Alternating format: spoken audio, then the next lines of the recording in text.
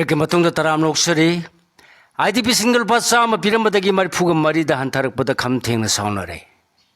मे उमलिंग कुनग हुमदोदगी थोरखिब तमथिरिब लालसी थौदोकसिंग विक्टिम ओहेलबा मणिपुर की तोंगान तोंगान मफमदगी लांजेल नरक्तुना रिलीफ कैंपसिंग चंगजफम लौरक्लिबा आईडीपी सिंगदमक्ते स्टेट अमदी यूनियन लेंगाना लौखलक्लिबा खोंथांग सिंबुदी आईडीपी सिंग थागतप फोंदोय अदुबु हंदक मणिपुर लेंगा की होम डिपार्टमेंट थोकपा ऑफिस मेमोरेंडम अमदा आईडीपी सिंग हाना लुपा चाम चाम पीबगी मनुंग लुपा कुन कक्लगा नोंमद मिकोक सेंग्राम चामरी चामरी पीरगा सेल ओइना लुपा मरफु पीरंबा अदुगी महुता डीबीटी की खुथांगदा लुपा मरफुगा मरी ओइना हंथालगा पीगने हारिबा असि यानिंगदे अमसुंग पेंदे हाइना फोंदोनरक्ली आईडीपी सिंह मखोई की थबक थौरम सिंह पांगथोरक्लिबा committee on protection of Meitei victims कोमेट मोरे सुचामपुर Meitei united committee CMUC Meitei council Moreh MCM Meitei union कापोपी अमसुंग इको सुदु येंखुमान दोलाइथापी लेतानपोपी अमसुंग मारेन पाटना सिंबा विक्टिम खुलसिंग एपेक्स कमिटी अमसुंग तोरबुंग ग्राम पंचायत विक्टिम कमिटी TJPBC की थौपुब सिंगना पुनः खुयेक पिदुना थोरक पसेरोल मन यानिंगदबा फोंदोरपग लोनेना मखाताना हाय जून मापल लिसिंग अनि कुनगा हुमदोयदा मणिपुर लेंगाना थोप ऑफिस मेमोरेंडम अमगी मतुंगिना आईडीपी सिंग नोमगी मथौ ताबा पोलम सिंग लेनबा अमदि सिननबा मिकोक लुपा चामगी चांग पीगने हाइन ऑर्डर थोखिबनी ऑर्डर अदुगी मतुंगिना सेरोइना लुपा मरफु पीरगा लुपा कुंदगिना कुनगिना नोमदा सेंग ग्राम चामरी चामरी पीदुना लाखिबनी अदुबु हंदक लेंगाना थासिगी अमदगी हवदुना मिकोकता डीबीटी की खुथांगदा लुपा मरफुगा मरी पीबा हरलिबा सिना आईडीपी सिंग अवाबा अमा मायोकना ले हौजी पोसै की ममल खम थेंगना वांगले अमदि लेंगाना पीबीरिबा सेल की तेंबांग खरा असिना इसा सिंह की एजुकेशन की मतौ ताबा पुनमक अमसुंग अना लायंगी सुसिनगदौरिबनी मरमदुना होम डिपार्टमेंट थोलिबा ऑर्डर असे अमुतंग रिव्यू तौबिदुना आईडीपी सिंह अवाबे उबिदुना ममांगदा पिरम लुपा चामगी चांगदा मखाताना डीबीटी खुतांगदा पीबियु हाइना फोंदोरक्ली पनबे याबदि इम्फाल ईस्ट की सजिवादा साबा प्री फैब्रिकेटेड सेंटर होम लेरखिबा आईडीपी सिंह मखोइद डीबीटी की खुतांगदा नोमद लुपा मरफु मरी की चांगदा पिरकलिबा सि लौजरोय हाइना डिस्ट्रिक्ट असिगी सौमुंगदा लैबा SDO की ऑफिस दा लाक्तुना लोइसंग असिगी SDC अमदा सेंफम सिंह अदु बैंक तगी काइथोकलगा खुसिन नरम खिबन गगी थौदोक लेखरबनी अदुमोनमा ngasi tha asigi numit nipani chalaglaба phawbuda kaktharaga senpham asi फाउबा डीबीटी की खुथांग फंग्री है वाकसू लेरिबनी नवेम्बर 12 लिसिंग समापन हुंपुद्रागा निपान अथौब सिंगी नुमित मियाम सरुक याबियो हुज मखातब पाउ पिजरी ngasidagiना चाही निफुग तारीख की ममांग अदुंगै कुमजा लिसिंग समापन हुंपुद्रागा निपान की नवेम्बर तांग 12 द इम्फाल वेस्ट की लमसांग पुलिस स्टेशन कोनबा कामेंगी लेमरोक तो लेबा अथौब सिंगी केम अमद पुलिस अमसुंग CRPF की कंबाइन फोर्स अमन कोशिंदुना चथरखिबा लांदादा लेखिद्रबा अथौब होंगी मफमदा मौसागुमना हैकर लेकर तंबगी थौरम पांगथोकनी हाइना लेखिद्रबा विक्टिम सिंगी इमुंग मनुंगना पाउमी सिंगदा फोंदोखरे डेंगी की केस पॉजिटिव केस कुंथ्रागा माथोय ngasi numidaang wairam lenga ki health services lusingdagi phangba report ki matungina haukiba pung kumari gi manungda dengi gi anoba positive case kunthra mathoi thengnare hairi anoba casing ase Imphal West kun Imphal East Nipan Thobal da ama Kaksing da ama amasung Tamenglong district da ama thengnabani hairi ngasi thengnaba anoba case kunthra mathoi ase hapsillaga ngasi phawbada state asida thengnaba laina asigi apunba positive case masing lising mari ga samanga yankhai ga ni thoi sure हाइरी parliament नुंजुमीफम मथंग थागी अमदगी हौरगा तरामापन फावबा parliament की नुंजुमीफम चथरगनी हाइना parliamentary affairs minister Kiren Rijiju नंगसी फुंगदोरखरे पनबे याबदि ममांग चाही लिसिंगनी कुनगा मरी ददि नुंजुमीफम असि चाही दुगी नवेम्बर कुन मंगा दगी हौरगा डिसेंबर कुन फावबा चथखिबनी अदुबु चलिबा चाही सिगिदि मथंग थागी अमदगी हौरगा तरामापन फावबा चथगनी हारपदा ओपोजिशन लुसिंगबा सिंगना यानिंगदबा फुंगदोंनरखरे कांग्रेस की general Secretary Communication Webdana Raja Sabha the party as Chip Whip Weriba Jaram Ramesna Handaki Nunjumi Phamasi Tengtare Haraki Bagalona and Mi Phamasina Miamda Karikana Bapiga Ribage Haina Hanglakre. Union government ki maike degi sathakadaba business leite amasung pass togdaba bill leite harduna debate tongsi harabasu ayaba pirakloi hana phongdorakre. Amarom the Rajya Sabha da Trinamun Congress ki lusingba wariba Derek O'Brien ki maike degi dehanda ki ningthami phamasi parliament ophobia ni haina phongdorakre. Ningsingma yabadi mi pham asigi mamang de sathaki banungju mi pham adu nga sahi sigi July kunga mathoi dagi horaga August kunga mathoi phawba sathaki bani mi pham adu da Lok Sabha da bill tarani thoi pass tauki bani adumon mak mi pham adu gi manung da Lok Sabha amasung Rajya Sabha ni mak operation sindur gi matang da khanasi haiba yakida bani aduga mamang sahi lisingani kunga marigi winter session da laiba sigi constitution chanarpagi humpudraga manga suba kumon thoram pangthopagi matang da akan ba debate tawna khibaga loinana opposition gi maike gi matam adugi vice president Jagdeep Dhankar gi mayokta no confidence motion thangal khibani aduga Allahabad High Court ki judge amagi mathak da chairak pinaba proceeding chathagadabani haina opposition na taksilak khibaga loinana Constitution bu semlamba Dr. B.R. Ambedkar gi mayokta karem kathaina bu wafam sing phongdoi haibagi matang da watho oikhibani hairi Dr. Lokendro gi da amuka su kapselamle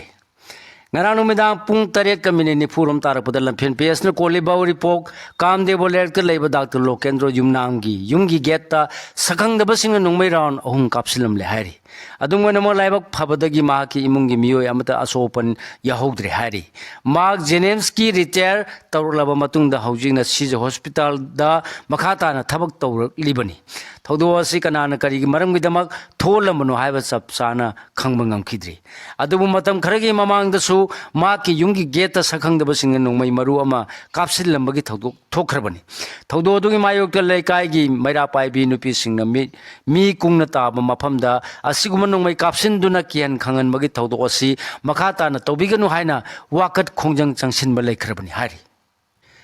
State Central Library da huran ba sanglamle Imphal ge Kaisapata lebe State Central Library da ngarang ayu sakhang daba miyo yamana huran ma sanglamle hari thawdo asi library asida khinba CCTV camera gi footage singi matung ina ngarang ayuk pung nipan dagi mapan phawgi manungda thokhiba oigeni hari sakhang daba miyo da amuba masugi jogging shirt ama leli tupi upi amasung face mask upagaloina na strip chenba sports ki long pen ama seli hari mana library room da changba khaktana tana office ki almira hangdolami amasung library asigi official documents sing chu lokthokami hari mana thong sing asi chatharamba khaktana tana posai kharasu thugaira magalona na thong amasung akaya toy tholami aduga library asigi nupi amasung nupa gi washroom na chingba su thugaira mi hari thawdo asigi matangda ngarang mak chief librarian Dr. R.K. Urmila na complainant Oiduna Imphal PS da report ama fine tokre hari adum ganma huran masina library gi kari karma posai amadi documents sing pukhibano haibadu di sapsana khangdri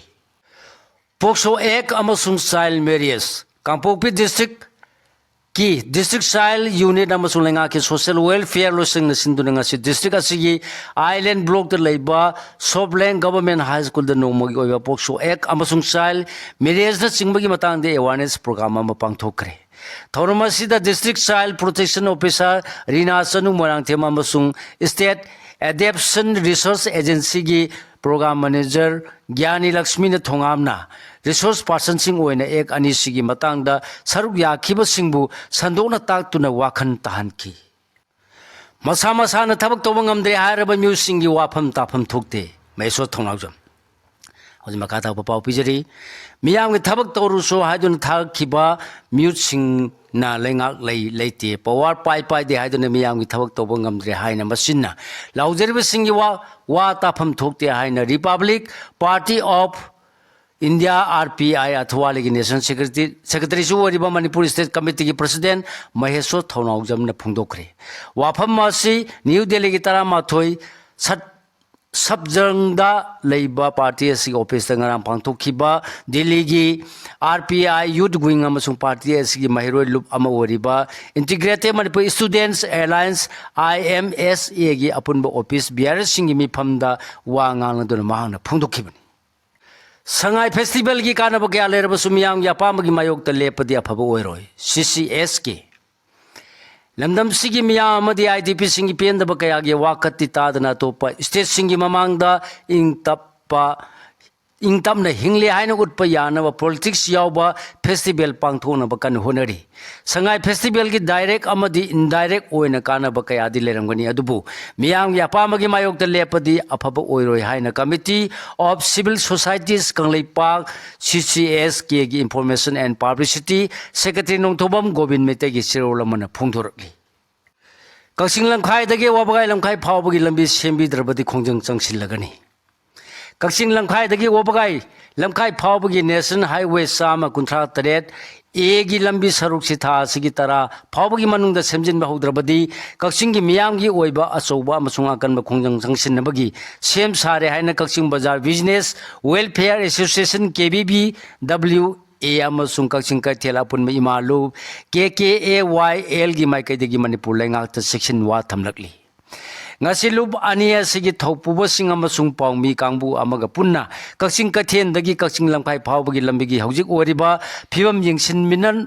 minaraba matung KBBW agi president Y Rajendra na hakibada lambi si matam khargi mamang dagi kakching gi miyamna phibam sokle sanjan biyo haina manipur lenga amadi mari leinaba public works department ta hanjin hakiba haije khibal lekhrabani adubu ngasi phawba thabak amata paikhat people lete tha sigi marida kakching district administration gi DC na mari leinaba department PW degi assistant engineer executive engineer amadi lambi sigi mari leinaba contractor oriba HBS construction की म्यूट कौदुना कक्सिंग की DC Rohit Anand मसामन मयाई तांबल लौदुना SP Kakching Priyadarshini Laishram यावना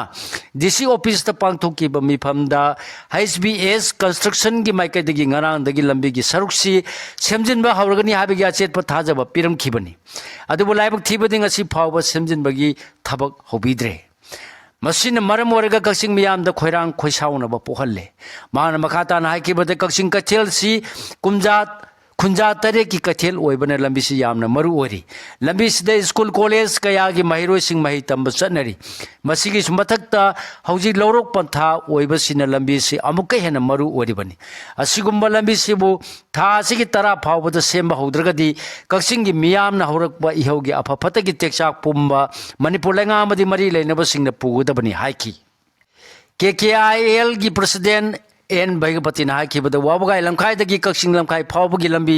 थेंकांग कयारक्ता सेमबिनब हाजरबसु हौजिक फावबा सेमिदेना लैरिबसि यानिंगदुना कनब खोंजंग संगसिनब same सारकपनि हाइनसु फोंदोखि तपाक्ता खुंदारिबा मितै सिंगना अकोइबदा लैरिबा सिंगसिंगदा खुंदाबा याय एन फुनिंद्रो मखाताव पाव पिजरी तपाकी मफम कयादा खुंदारिबा मितै सिंगना मखोय अकोइबदा लैरिबा सिंग अकोइबदा खुंदाबा लैताबा याय हाइबसि ममुताना खंद्री मणिपुर दरबार रिजोल्यूशन नंबर 10A लिसिंग मसमापन कुंथ्रागा निथोगी मतुंगिना थोलिबा ऑर्डर असि कना कना मतना कक्प यादे हाइना हराउराउ विलेज डेवलपमेंट कमिटी की सेक्रेटरी नोंथमम फुनिंद्रोना फोंदोरकली वाफम असे protection of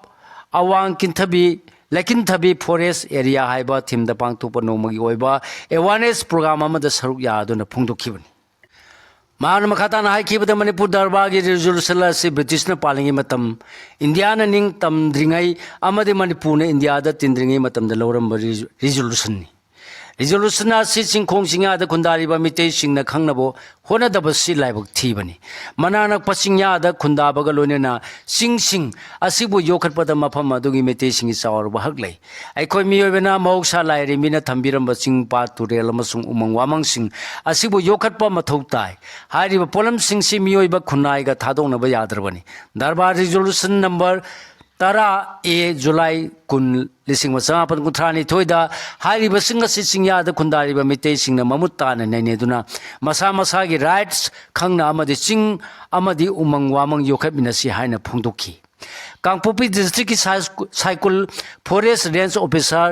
Islam Khan हाइखिबदा तपाकता खुंदारिबा मेतेसिंगना forest की मरमदा नैनबसी वाटपगम तवी खुल खुल सिंगी मफमदा सिंया नंगना तारिबा मेतेसिंगना सिंगसांग सिंगसिंगबु सिजनबा याय हाइना दरबार रेजोल्यूशन दा मयेक सिंगना eri reserve forest अमदी protected forest सु ओइसनु अइखोइना मदु योखनब थौरांग मरी लेनब थबकसिंग पाइखतुना सेंगबत सागतप याय हाइखि अरुणाचल प्रदेश की मणिपुरी वेलफेयर सोसाइटी ने निगोन चाकौबगी थौरम पांगथोखरे अरुणाचल प्रदेश ईस्ट जोन की मणिपुरी वेलफेयर सोसाइटी ने सिंधुना पासीघाट निगोन चाकौबगी थौरम पांगथोखरे थौरम अदुदा अरुणाचल प्रदेश की नमसाई तेजू रोइंग अमदी पासीघाट चिंग मफम कयादगी नुपी ओइबे कयाना सरुक याखी नुपी खरदि निगोन चाकौबगी थौरम असी याउननबगी दमक किलोमीटर 150 हेन गाड़ी तोंदुना लाखी हाइरी मणिपुर वेलफेयर सोसाइटी न सिंधुना अरुणाचल प्रदेश निगोन चाकौबगी थौरम पांगथोखिबा असि कुमय असिना मबुंग मौपा अमदी इमुंग मनुंग मियोइसिंग मरक्ता नुंसिनबा अमना अमबु इकाय खुमनबा अमदी यूनिटी पुरकलिबदु मैतैगी मबुंग मौपा ओइबसिंग मरक खक्ता नतना अरुणाचल प्रदेश की तोंगान तोंगान कम्युनिटी सिंग मरक्ता सुनुंसिनबा इकाय खुमनबा अमदी यूनिटी पुरक्तुना हेना मरा सेबा कल्चरगी ओइबा लेपुन थंबा ngamlabani हाइरी इम्फाल बुक फेयर हौदोखरे मियाम द लाइरिक पाबगी हाइनबी लेहनबगी पांदम द डीएम रोड त लेबा इम्फाल आर्ट कॉलेज द वंडरिंग बुक फोर्सना फियर्सना मखोगी इम्फाल बुक फेयर हाइना मिंथोनबा बुक फेयर असि हौदोखरे बुक फेयर असि था असि की तरह तु फावब चथगनी अमसुंग आयु पुंग 9 दगिना नुमदांग पुंग 8 फावब पांगथोकनी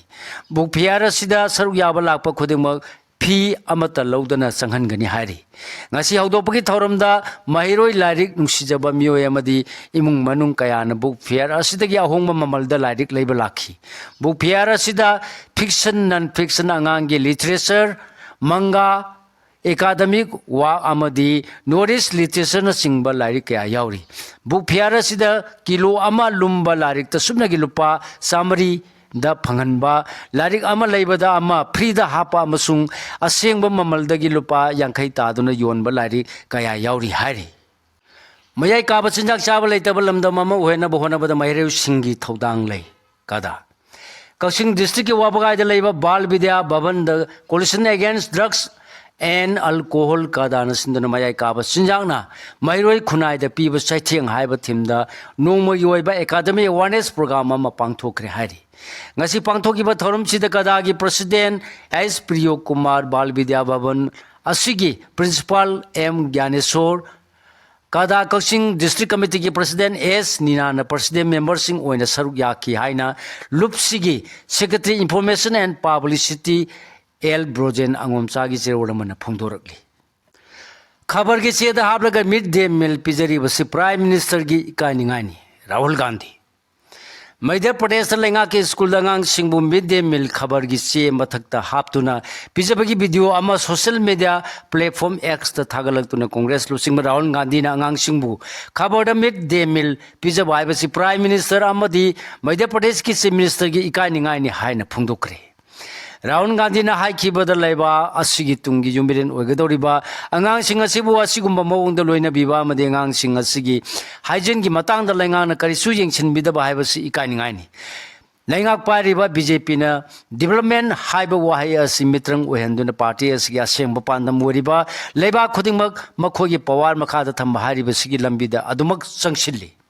खबर द मिड डे की मिल पिजबगी वीडियो सिंग उरुबदा थमोय सोना नुंगाइतबा फावी